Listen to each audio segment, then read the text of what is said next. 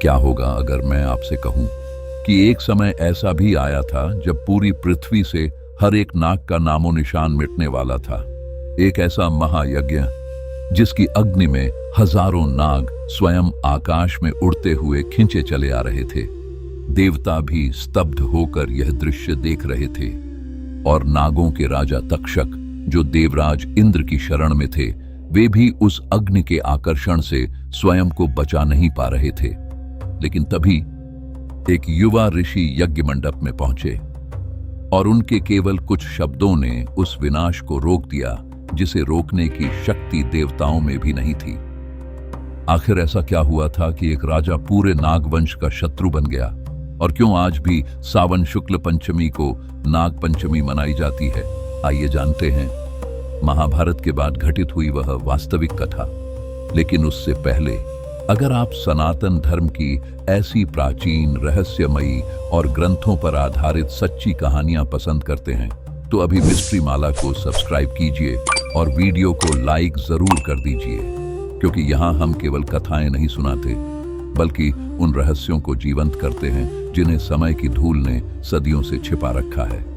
अब कहानी शुरू करते हैं। महाभारत का युद्ध समाप्त हुए कई वर्ष बीत चुके थे। हस्तिनापुर का विशाल सिंहासन अब अर्जुन के पौत्र और अभिमन्यु के पुत्र राजा परीक्षित के हाथों में था। राजा परीक्षित एक धर्मनिष्ठ, न्यायप्रिय और प्रजावत्सल शासक थे। उनके राज्य में सुख, शांति और समृद्धि थी। लोग कहा करते थे कि यह राजा अपने पूर्वजों की मर्यादा को जीवित रखेगा। लेकिन कभी-कभी जीवन में एक क्षण ऐसा आता है जब वर्षों का पुण्य भी एक छोटी सी भूल के सामने छोटा पड़ जाता है। एक दिन राजा परीक्षित शिकार के लिए घने जंगल में निकले। सुबह से दोपहर हो गई लेकिन उन्हें कोई शिकार नहीं मिला। एक तेज हिरण का पीछा करते करते वे अपने सैनिकों से बहुत दूर निकल आए। सूरज सिर पर था, गर्म हवाएं चल रही थीं। उनका गला प्यास से सूख चुका था और शरीर थकान से टूटने लगा था। तभी दूर उन्हें एक शांत आश्रम दिखाई दिया। राजा के मन में आशा जागी कि शायद वहां पानी मिल जाए। वे तेजी से आश्रम की ओर बढ़े। आश्रम के भीतर प्रवेश करते ही वातावरण बदल गया। बाहर की गर्मी के विपरीत वहां अद्भुत शांति थी। पक्षियों का मधुर स्वर, हवन की सुगंध और वृक्षों की छाया पूरे स्थान को दिव्य बना रही थी। आश्रम के बीचों बीच एक महान ऋषि गहन समाधि में बैठे थे। वे थे महर्षि शमीक। राजा ने विनम्र स्वर में कहा, ऋषिवर, मैं अत्यंत प्यासा हूं, कृपया मुझे थोड़ा जल प्रदान करें। कोई उत्तर नहीं मिला। राजा ने दोबारा कहा, भगवान, क्या आप मेरी बात सुन रहे हैं? फिर भी कोई प्रतिक्रिया नहीं हुई। महर्षि शमीक उस समय इतनी गहरी समाधि में थे कि उन्हें बाहरी संसार का कोई आभास ही नहीं था। लेकिन राजा परीक्षित यह नहीं समझ पाए। भूख, प्यास, थकान और एक क्षण का अहंकार, इन सब ने उनके धैर्य को तोड़ दिया। उसी समय उनकी नजर पास पड़े एक मृत सांप पर गई। उन्होंने अपने धनुष की नोक से उस सांप को उठाया और महर्षि शमीक के गले में डाल दिया। फिर बिना कुछ कहे वहां से चले गए। उन्हें यह आभास भी नहीं था कि उनके इस एक क्षण के क्रोध से इतिहास की दिशा बदलने वाली है। कुछ देर बाद महर्षि शमीक के पुत्र श्रृंगी ऋषि आश्रम लौटे। जैसे ही उनकी नजर अपने पिता पर पड़ी, उनका हृदय क्रोध से भर उठा। उन्होंने अपने पिता के गले में मृत सांप देखा और उनका तप मानो अग्नि बनकर फूट पड़ा। क्रोध में उन्होंने जल उठाया और कहा, जिस राजा ने धर्म और तपस्या का अपमान किया है, मैं उसे श्राप देता हूं।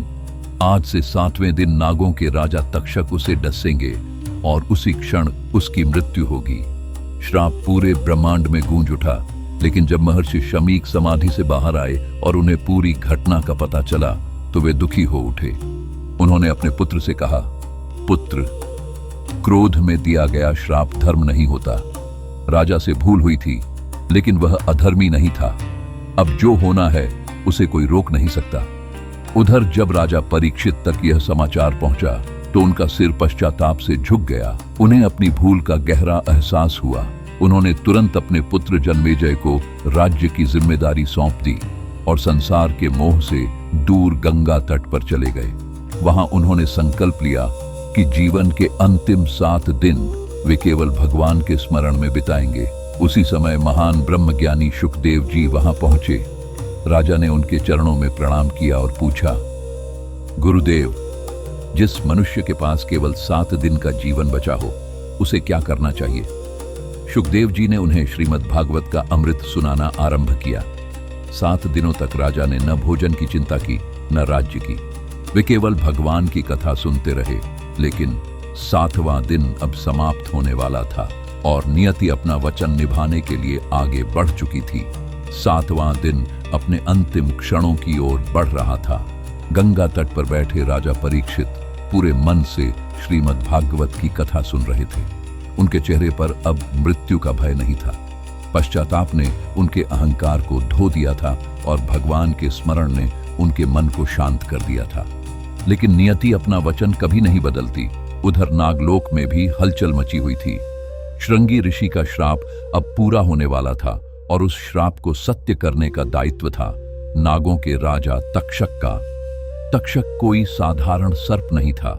उसका विष इतना प्रचंड था कि उसके स्पर्श मात्र से बड़े बड़े वृक्ष सूख जाते थे।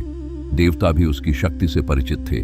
राजा परीक्षित की रक्षा के लिए पूरे महल और गंगा तट पर कड़ी सुरक्षा लगा दी गई थी।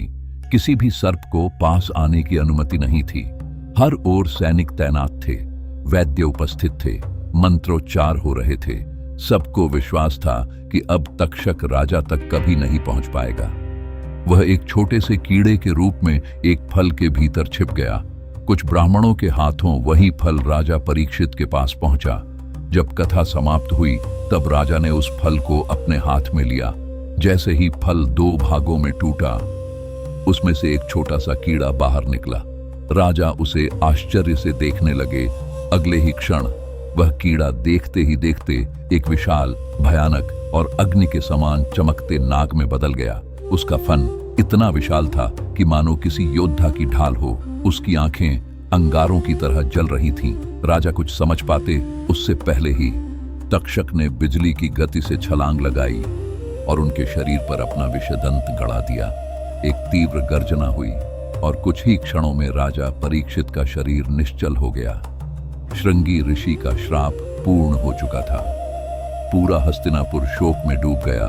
महल में विलाप होने लगा। प्रजा रो रही थी। राजा का अंतिम संस्कार पूरे राजकीय सम्मान के साथ किया गया। लेकिन उस अग्नि की लपटों के साथ ही एक और अग्नि प्रज्वलित हो चुकी थी। वह अग्नि थी प्रतिशोध की। जब राजा जन्मेजय ने अपने पिता की मृत्यु का समाचार सुना तो वे भीतर तक टूट गए। उन्होंने अपने पिता के चरणों में प्रणाम किया और उसी क्षण प्रतिज्ञा ली, जिस तक्षक ने मेरे पिता की हत्या की है वह जीवित नहीं बचेगा, और यदि उसके साथ पूरा नागवंश भी नष्ट करना पड़े तो भी मैं पीछे नहीं हटूंगा। राजसभा बुलाई गई। पूरे आर्यावर्त के महान ऋषि, यज्ञाचार्य और विद्वान ब्राह्मण आमंत्रित किए गए। फिर निर्णय लिया गया एक ऐसे महायज्ञ का जिसे संसार ने पहले कभी नहीं देखा था। उसका नाम था सर्प यज्ञ। विशाल यज्ञशाला का निर्माण हुआ। सैकड़ों वेद पाठी ब्राह्मण वेदी के चारों ओर बैठ गए। घी, समिधाएं और यज्ञ सामग्री अग्नि में अर्पित की जाने लगी। जैसे ही वैदिक मंत्रों का उच्चारण प्रारंभ हुआ, वैसे ही एक अद्भुत और भयावह घटना घटने लगी। धरती के हर कोने से, जंगलों से, पहाड़ों की गुफाओं से, नदियों के किनारों से, पेड़ों की जड़ों से हजारों नाग अचानक हवा में उठने लगे, मानो किसी अदृश्य शक्ति ने उन्हें पकड़ लिया हो। वे छटपटा रहे थे, अपने शरीर को लहरा रहे थे, लेकिन कोई भी उस अदृश्य आकर्षण से स्वयं को मुक्त नहीं कर पा रहा था। एक एक करके वे आकाश में घूमते हुए सीधे यज्ञ की अग्नि में गिरने लगे। चारों ओर नागों की फुफकार गूंजने लगी। अग्नि और भी प्रचंड होती जा रही थी। यज्ञशाला में बैठे लोग स्तब्ध थे। उन्होंने ऐसा दृश्य पहले कभी नहीं देखा था। उधर नागलोक में हाहाकार मच गया। माएं अपने बच्चों को सीने से लगाए रो रही थीं। वृद्ध नाग भय से कांप रहे थे। कोई नहीं समझ पा रहा था कि यह कैसा मंत्र है जो पूरे नागवंश को मृत्यु की ओर खींच रहा है। एक एक करके महान नाग अग्नि में समा रहे थे। वासुकी अत्यंत चिंतित थे।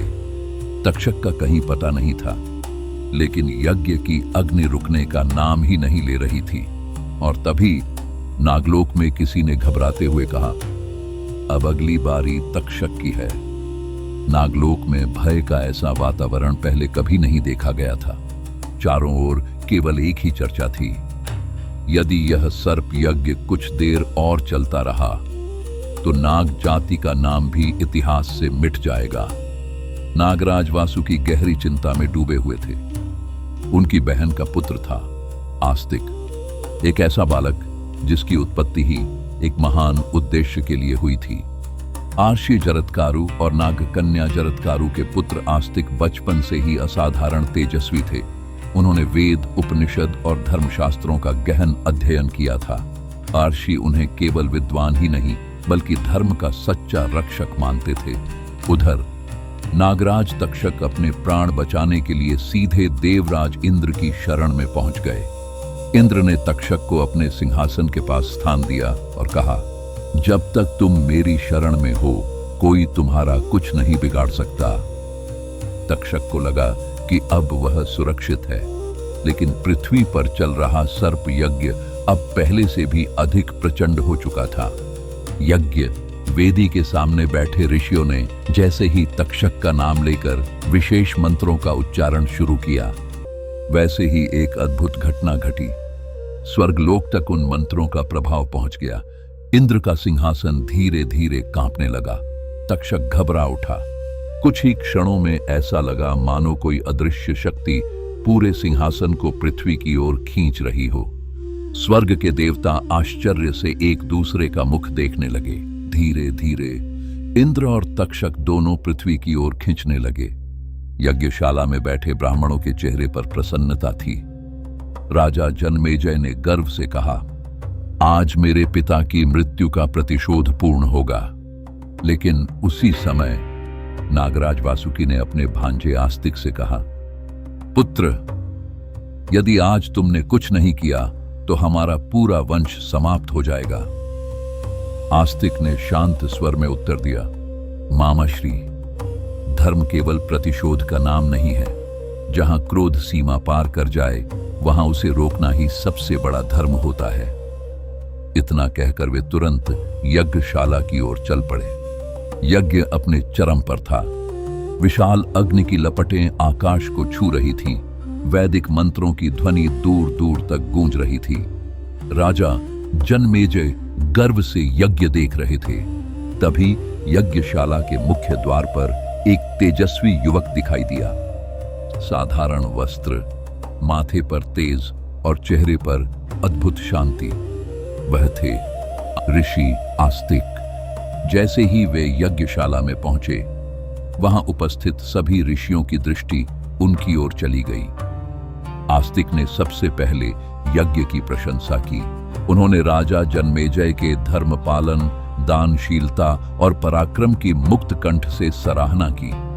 उनकी मधुर वाणी सुनकर राजा अत्यंत प्रसन्न हुए।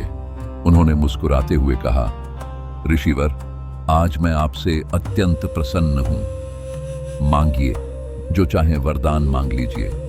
यही वह क्षण था जिसकी प्रतीक्षा आस्तिक कर रहे थे।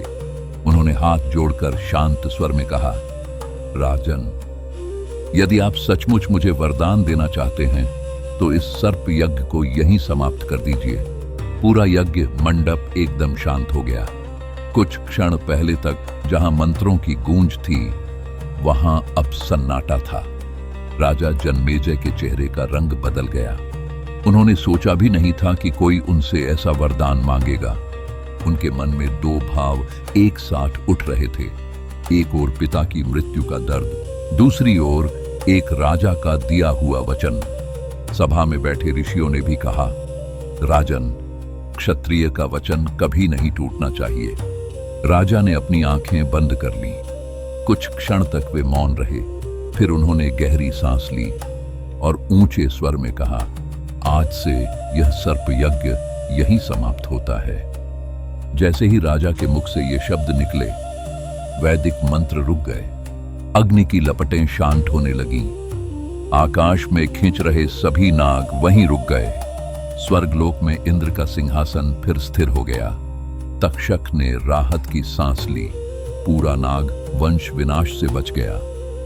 राजा जन्मेजय ने प्रतिशोध से ऊपर उठकर धर्म को चुना और ऋषि आस्तिक ने यह सिद्ध कर दिया कि क्षमा में वह शक्ति है जो हजारों प्राणों की रक्षा कर सकती है। कहा जाता है कि जिस दिन ऋषि आस्तिक ने सर्प यज्ञ रुकवाया वह दिन श्रावण मास के शुक्ल पक्ष की पंचमी थी। तभी से इस तिथि को नाग पंचमी के रूप में मनाया जाने लगा। इस पर्व का वास्तविक संदेश केवल नागों की पूजा करना नहीं है, बल्कि यह याद दिलाना है कि क्रोध में लिया गया निर्णय पूरे संसार को विनाश की ओर ले जा सकता है, लेकिन करुणा और धर्म एक पूरी सृष्टि को बचा सकते हैं। इसीलिए सनातन धर्म हर जीव में ईश्वर का अंश देखना सिखाता है। नाग भी उसी प्रकृति का महत्वपूर्ण हिस्सा है जिसकी रक्षा करना हमारा धर्म है। अगर आपको नाग पंचमी की यह वास्तविक और ग्रंथों पर आधारित कथा पसंद आई हो तो इस वीडियो को लाइक जरूर करें और इसे अपने परिवार व मित्रों के साथ साझा करें।